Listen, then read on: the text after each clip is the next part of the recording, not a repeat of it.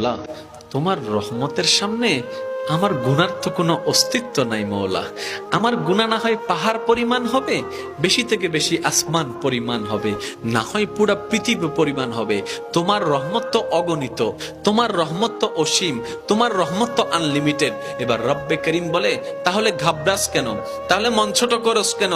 আরে গুনাহ করেছো তো করেছো, কি হয়েছে? একবার তো তওবার মাধ্যমে আমি রবের দরবারে ফিরে আই। মৌলা, ফিরে আসতে পারবো তো? দরজা কি খোলা আছে? রব্বে করিম বলে, মরণের আগ পর্যন্ত, কিয়ামতের আগ পর্যন্ত, সূর্য পশ্চিম আকাশে ওঠার আগ পর্যন্ত দরজা খোলা আছে, দরজা খোলা আছে, দরজা খোলা আছে। এবার বান্দা বলে, মৌলা 24টা ঘন্টার কোন টাইমে আসলে সেই দরজা খোলা পাবো? রব্বে করিম বলে, আরে ব্যাংকের দরজা খোলা থাকে নির্দিষ্ট সময়ে, অফিস আদালতের দরজা খোলা থাকে নির্দিষ্ট সময়ে, এমনকি ঘরের দরজাও খোলা থাকে নির্দিষ্ট সময়ে, এর বাইরে যাই না। কিন্তু তোর রবের দরবার এমন একটা দরবার, 24টা ঘন্টার যেই কোনো মুহূর্তে তুই আসবি, তোর রবের দরবার তোর জন্য খোলা থাকবে। সুবহানাল্লাহ।